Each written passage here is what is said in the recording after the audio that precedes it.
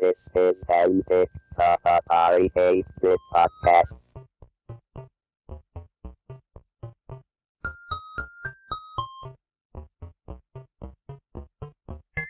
And originally it was going to be a boat going up a river, but my boat was kind of boring looking. And so I said, well, how about an airplane going up a river? We'll have it kind of a canyon or something like that. This is Antic, the Atari 8-Bit Podcast. I'm Kevin Savitz. Carol Shaw was a software engineer at Atari from August 1978 through 1980. She programmed for the Atari 2600 and Atari 8-Bit computers.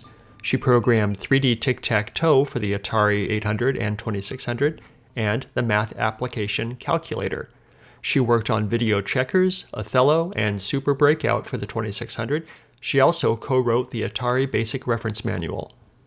Carol joined Activision in 1982, where she created the hit game River Raid, which she programmed for the Atari 2600, then ported to the Atari 8-bit computers, and she created Happy Trails for the Intellivision. This interview took place on June 29, 2017. I went to UC Berkeley and got a master's degree in computer science. Well, before that, I got a bachelor's degree in electrical engineering and computer science.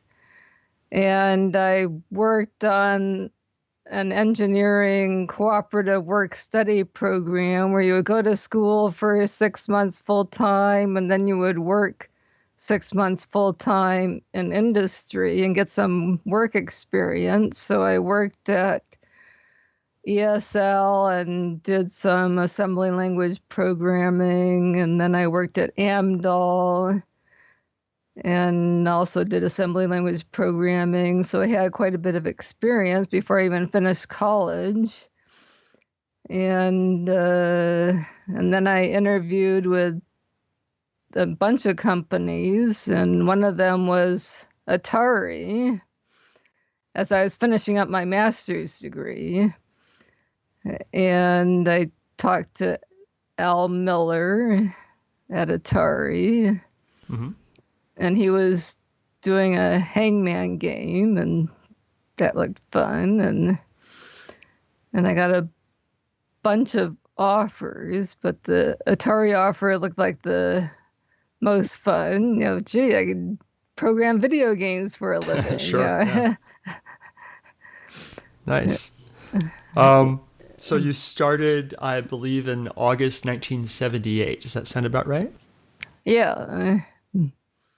Cool. So you're already familiar with assembly language programming, and so what did they set you to work doing? I mean, do you remember like what your first assignment was, what they wanted you to do? Oh, yeah. Well, when I arrived, well, there was the famous statement by Ray Kassar that, well, finally we've got a woman game designer. She can do interior decorating and cosmetic color matching cartridges. And Right. Was that the pervasive attitude? No, the other game designer said, oh, don't pay any attention to him. Do whatever you want. Yeah. Yeah. But actually, I was assigned to do the Polo cartridge because Atari had recently been acquired by Warner Communications. And they had a tie-in with Ralph Lauren Polo Cologne that they were doing at Bloomingdale's department store in New York City.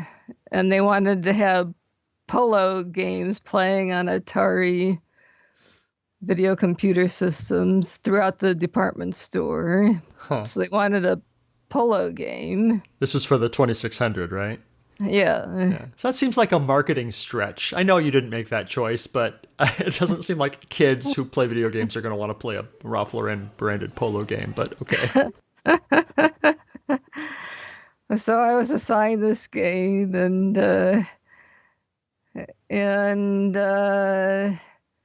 Dave Crane came up with the idea of what he called the closed Venetian blind display where to make a larger player, you would shift the 8-bit player back and forth 7 pixels every other line to make a 15-bit wide player.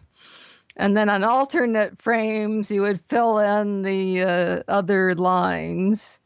So it kind of flickered. It was probably not the best idea for a player, but it did make a larger, more detailed player. And this was the guy on a horse sort of animation you were working on? Yeah. So it was a rider on a horse running around the screen, but swinging a mallet to hit the ball around. So I produced this game in about 2.5 months or so. And then recently, as I was going through some old papers, I found a letter where they said they wanted a version that just had one version. You know, it was typical at Atari to have lots of game variations, so you could pick what options you wanted in your game, but they wanted just one variation, so they could just set it up in the store and just have this one variation. But the version that I saved did not have that, so I can't really remember whether I did that or not. So by saying they wanted one variation, does that mean they wanted no variation? They just wanted one way of playing the game? Right, yeah. Okay. Huh. And I never really found out whether they actually went through with this demo in the store or not. You know, I never got any feedback. I mean, this was before email. You couldn't just shoot off an email and say, hey, did you do this? Yeah. Right. Huh. All right. And you did some stuff for I know everyone wants to talk about River Raid and things like that, and we will, but you did some stuff for the Atari 8-bit computers that I would like to talk about and see if you have any memories of. I know you collaborated on the BASIC Reference Manual. Right. And is there any story there? Anything to say? Yeah, well, I collaborated on that. Well, I wrote down the basic BNR, you know, the basic description of the language. So I provided the input for that, and then the author of the manual on the title page, you know, wrote Carol Shaw input, and then his name is the output, and they passed around the manual for review, and you know, I found a lot of errors in it, and you know, I didn't really want my name on it with a lot of errors in it, and you know, we sort of ended up rewriting the manual. I don't think they really intended us to review it that thoroughly. Yeah. But I worked with another woman. Her name was MB Cross, EMBEE Cross, and we ended up rewriting the manual, and I think maybe I was probably too picky at that time. Well, those of us who program in BASIC appreciated your efforts to make the manual accurate. MB Cross, I've never heard that name before. MB Cross, what did she do? Well, she was a technical writer. I found her name as I was going through the old papers, so I believe that's the correct name. Also, you mentioned the Atari BASIC BNR form. I found that recently. I got it from Harry Stewart and have scanned it, and it's online now. Yeah, well, I also found that as I was going through my old papers. So I donated some materials to the Strong Museum of Play in Rochester, New York. So I went through a lot of old papers recently, and they're going to be announcing their Carol Shaw collection soon. What did they get? I heard from Roland you sent them some source code, and do you remember what they got? Yeah, so basically the source code listing for all of my games that were released, and the polo game. Well, the polo game actually was released a long time later on the Stella Gets a New Brain CD-ROM. Mm-hmm. And so the game is now out there in binary. And I also released some papers. So when I worked at Atari, I saved my notes and reference materials for my games. So I donated those.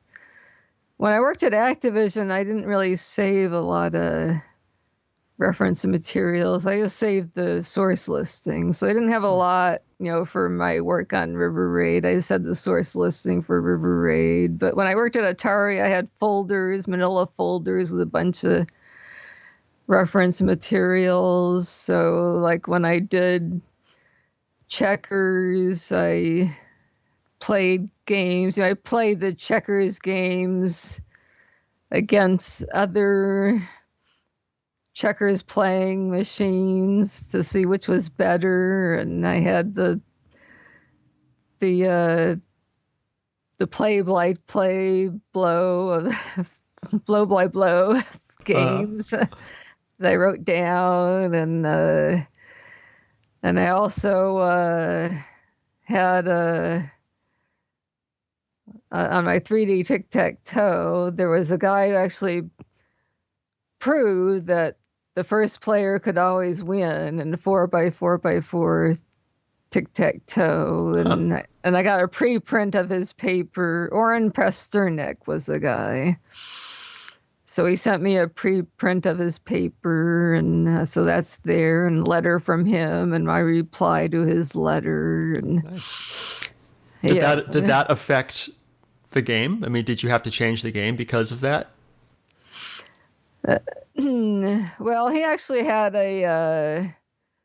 you could do a table lookup and actually had the first player just look up in a table the next move. But there wasn't actually room in a 2 kilobyte ROM to put a table, and that would have been kind of boring anyway, just play the same all the time. So I didn't actually use that technique, but I actually had to put in a little bit of randomness into the game, so it wouldn't play the same every single time. And the way I played the tic-tac-toe was to just look ahead a certain number of moves and try to make the best move, but also add a little bit of randomness to make it a little bit different each time. And were these games assigned to you, or did you choose them from a list, or did you come up with the ideas? I mean, like, for instance, where did 3D Tic-Tac-Toe come from? Well, I think 3D Tic-Tac-Toe was just something I decided to do. And I guess we would have brainstorming sessions where we would come up with a whole list of games of things to do. And I mean, the polo was assigned to me, but I guess other things I just sort of decided to do. Mm-hmm. You also did, you worked on Super Breakout, I believe. Yeah, I think that probably just came from a list of things they wanted done, was to port the arcade game that Atari had to the Atari 2600.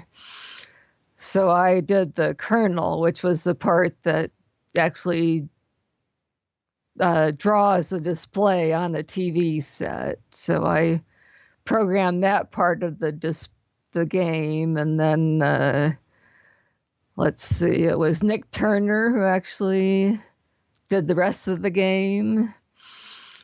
And I talked to him once about how much of my code he actually used.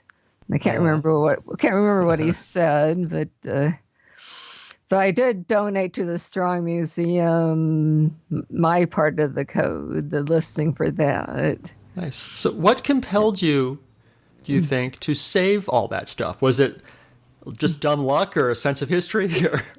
Or how did it all get saved? I mean, why? Well, I guess I wanted to preserve my work, but I didn't realize that there would be interest in it. I guess it's been almost 40 years now, and that they'd be interested this many years later. It's kind of interesting that it's taken this long for for people to suddenly say, "Hey, we want your work." Yeah. And I started searching around the house trying to find all this stuff, and it was in different places, different boxes. Some stuff was in the garage, some was behind the couch. Some was in the closet. What did you find that most surprised you, or that you completely forgotten about, or somehow surprised you? Well, I'd forgotten about this letter about Polo, about that they'd wanted a one game version of Polo. I'd completely forgotten about that, and so there was stuff I'd forgotten about. And Sure. All right. So on the Atari 8-bit side of things, I know you also did the Colleen Calculator, which I believe was released as a product on its own and then maybe re-released later by Atari Program Exchange. I don't know if you can tell me if I'm accurate on that. So tell me about that process, about that product. Well, originally it was going to be a cartridge, and then it ended up being released on floppy disk. So, I guess I picked up a TI calculator to look at and see what functions it had, and but it had various options. So you could either use algebraic or use reverse Polish notation like the Hewlett-Packard calculators some of them used. And so I just had all sorts of options in it. And I discovered that there were some problems with the built-in arithmetic functions in the Atari computer. So I try to come up with more accurate arithmetic functions. The floating point, I believe, was the issue. Yeah, the floating point. And yeah, I'm sorry, go ahead. Oh, no, go ahead. Yeah. That's another thing I got from Harry Stewart. He had a printout of your floating point routines. I guess they're based on the ones from Shepardson Microsystems, and then you enhance them to make them more accurate.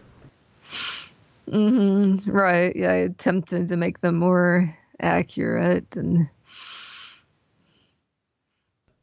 were there other, as far as the Colleen, the 400, 800 went, were there other projects that you worked on that maybe I don't know about?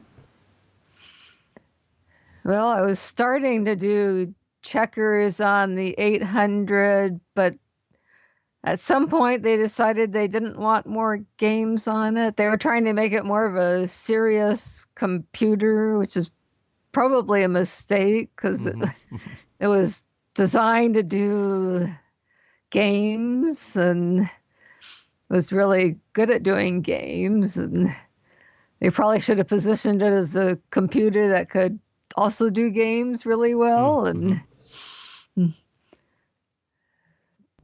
okay, so checkers. So anything in particular that you did a lot of board games and things? Was that just the kind of game that you enjoyed playing? Yeah. Well, when I was growing up, my family had a lot of board games of various types. Every Friday night we would get together and play games and card games and board games and stuff. And so we were really into that, before the age of video games. And sure. All right. Were there any other Atari computer projects that you worked on? Well, let's see. Well, I did do the kernel for Othello also. Well, that was on the Atari 2600. That was with Ed Log, I believe. Right. Yeah. And he had given me his 3D Tic-Tac-Toe BASIC program also. So that was another thing I looked at for 3D Tic-Tac-Toe before I wrote my version of the 3D Tic-Tac-Toe for the 2600, because I was developing the computer player. Mm-hmm. That must have been a challenge coming up with computer players in 2K of ROM. That seems impossible. And 128 bytes of RAM. Yikes. All right, so you're humming along and you're doing this stuff. And why did you leave Atari? You left in 1980, I believe. What prompted that? Well, I got a call from Larry Gray. Well, I'd worked for him at ESL, and then I'd had a summer job with him at a small startup company called MuPro in between my bachelor's and my master's degree. And he was at Tandem Computers, and he said, well, we need somebody to do assembly language programming on the operations and service processor for the Tandem computer. It's got a 68,000 microprocessor in it. And I was getting pretty burned out on the games. And, they'd stop the checkers process on the Atari 800. And so I interviewed over there at Tandem, and they gave me a job offer, and so I went over there, and then that basically set me up to get an offer from Activision, because people split off from Atari to go to Activision, and Sure.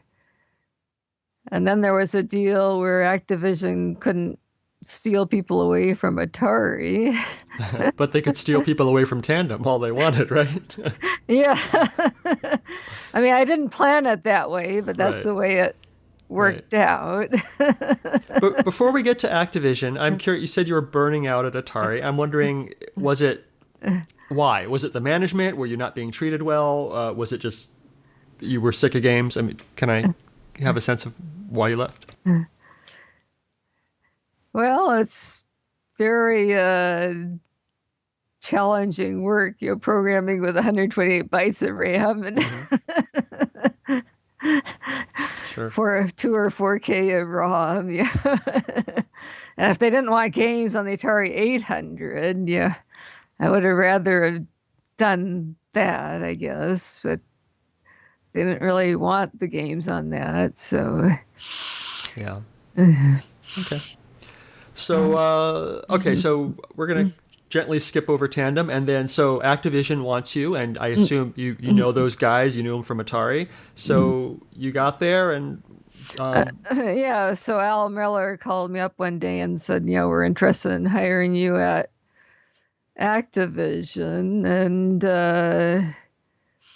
I interviewed there, and I said, well, while I'm interviewing there, maybe I should check out iMagic also and see if they're interested in hiring me.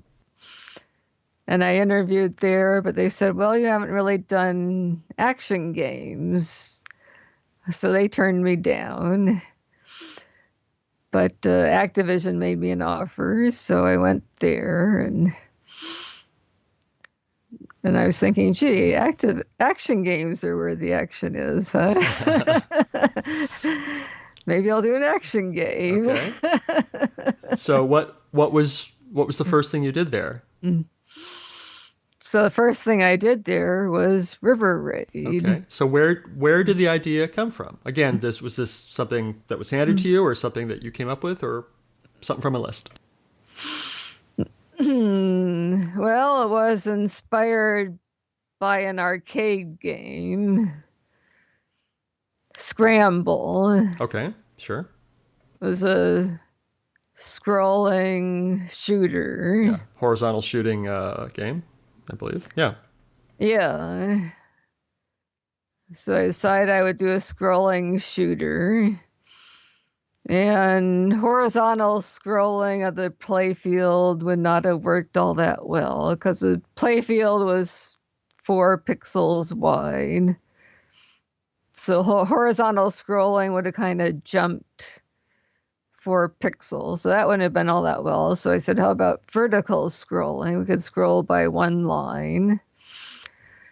And then I was kind of playing around with the playfield. I said, well, the playfield, if you don't change it, could be either a mirror image. Each half of the screen could be a mirror image of the other, or it could be identical. I said, well, if we do a mirror image, we could have a river with islands in the middle of it.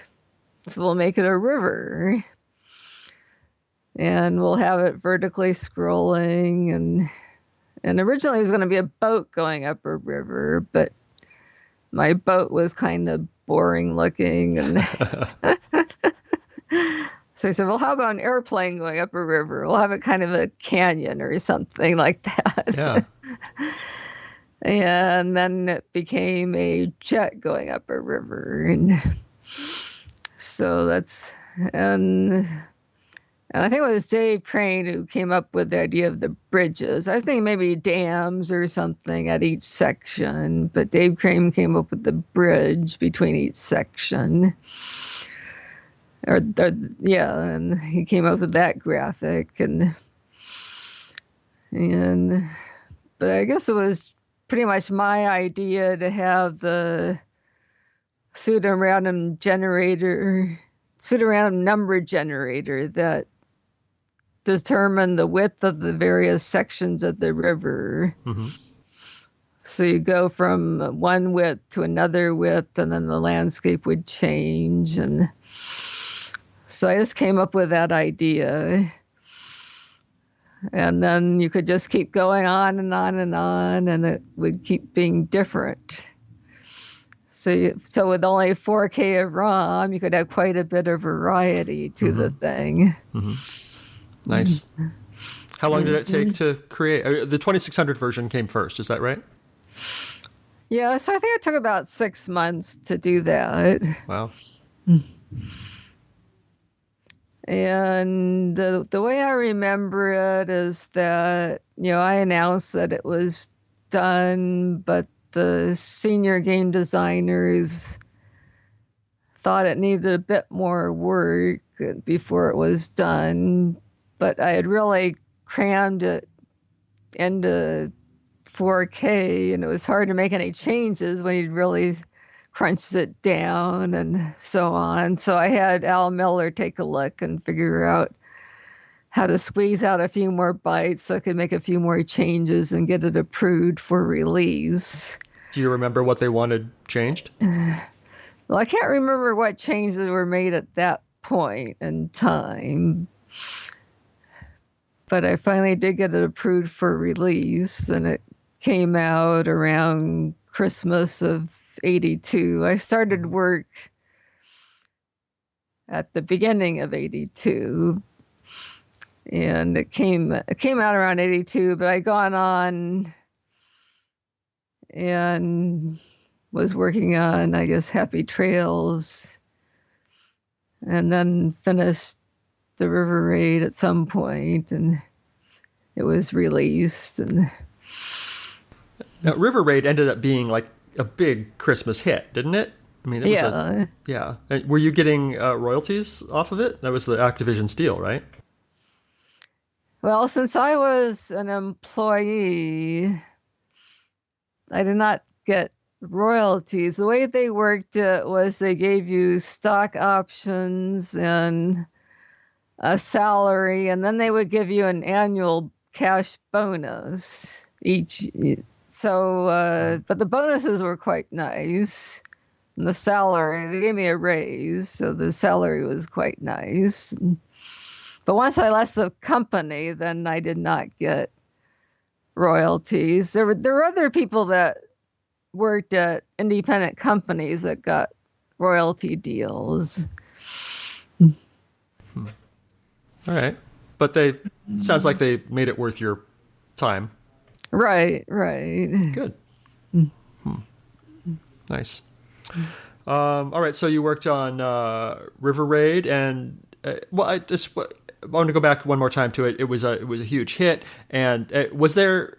I don't know. Were there, because you had created this hugely popular game? Were there junkets to go on? Did you get to or have to go speak about it or go to trade shows and things like that?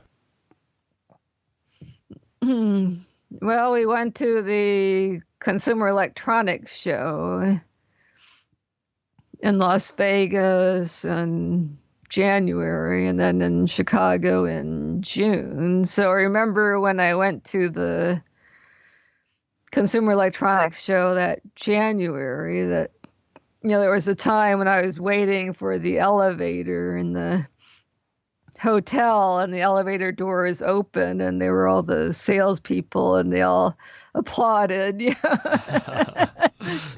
as I stood there. That's awesome. Mm-hmm. All right, so you worked on that, and you worked on sorry, I was going to say Locomotion, but that's not it. Happy Trails, and which was an Intellivision game. You switched over to check out that side of things, and so I mean, I don't know. Tell any other stories, any other things to tell me about Activision? Let's see. Well, Happy Trails was inspired by Locomotion, obviously. Mm-hmm. So I decided to try a different game system, and so what else did I work on? Oh, I did River Raid for the Atari 800 and the 5200. So the 800 and 5200 were quite similar. So I used the same source code, and then there was conditional assembly to determine which system it ran on. And I did have a deadline there as to when it was supposed to be done. Otherwise, I might have had more variation in the landscape as far as not being restricted as much. There was so much. It must have felt like you had so much room and possibilities on the 800 and 5200 versus the VCS. Was there thoughts of just like, oh, let's throw 100 new features and graphics and this and that at it, or did you really want to keep it true to its original 2600 version? Well, if I'd had more time, I think I would have made the landscape had more variety. But I just sort of wiggled it back and forth to add more variety.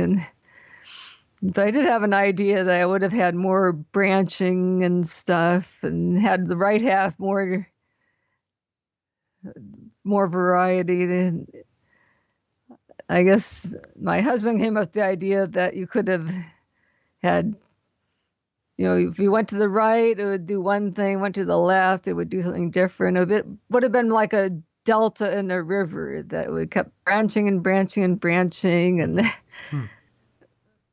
it would have been completely different instead of coming back together again. Right.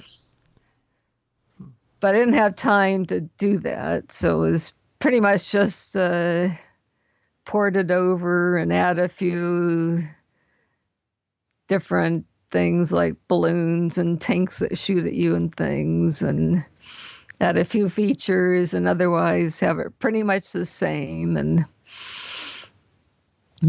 sure. Well, I enjoyed the 800 version very much. I apologize for pirating it, but that's the way it was. It's a dirty pirate kid. What are you going to do? Oh, so did you do one of the things on the cell phones or something, or which version did you do? Oh no, I played it on the. I mean, I just played it on Oh, the you. 800. Yeah, Oh, okay. yeah, I see. You just. yeah. Yeah. So, all right. How did your time at Activision come to an end? Oh, well, I got kind of burned out at Activision. Well, the game business kind of collapsed. Sure. Yeah. Activision went public, and then they announced that they'd lost money, and stock price collapsed, and so on, and so got kind of burned out, and so I took some time off. I decided to go back to tandem computers, and I worked there for 6 years. And I decided to retire, because my husband was still working. He had a good job at Xerox PARC. So I said, well, we don't really both have to work. So let's retire. And Nice. So, are you still retired, or did that get dull? Yeah, well, I've been working part-time. Yeah. So, what do you do today? Either working or for hobbies, or just how do you spend your time? Well, I've been working part-time, but it's confidential, so I can't discuss it. But Okay. I've also done some volunteer work. So I did some volunteer work for the local bicycle club and the Foresight Institute. It's a nanotechnology institute, and just various volunteer work. Nice. Nice. Do you ever get River Raid fan boys and girls come up to you and for, oh my God, it's Carol Shaw? Well, I don't get anybody that recognizes me. I mean, occasionally I get email. Yeah. Cool. Nice. All right, so what haven't I asked you about the Atari and Activision days that I should have? Well, there are various memorabilia that I have that I haven't donated yet, like the Stella 20 videotape, Atari 2600 retrospective that was done in 1997. The Atari veterans. We all got together at Nolan Bushnell's house, and they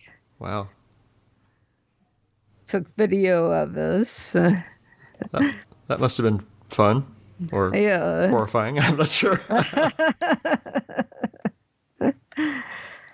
So I have various memorabilia. And then there's an Intellivision Rocks 30 classic games. Yeah. The CD-ROM for the PC or Mac. So you have all the different versions of software that contain River Raid, seems like. Yeah. That's awesome. Very nice.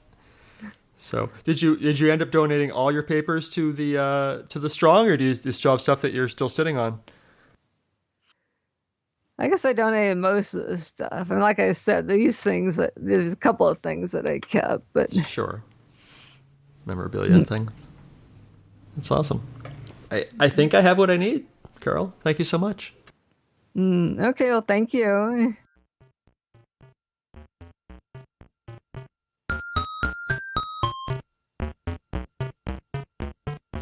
If you enjoy these interviews and would like to contribute, there are two ways you can help.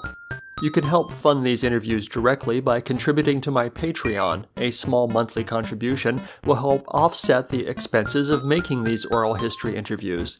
Contribute at patreon.com/savitz. Or make a tax-deductible contribution to the Internet Archive, a nonprofit digital library that has done incredible things to preserve computer history. Make your tax-deductible contribution at archive.org/donate. Thanks.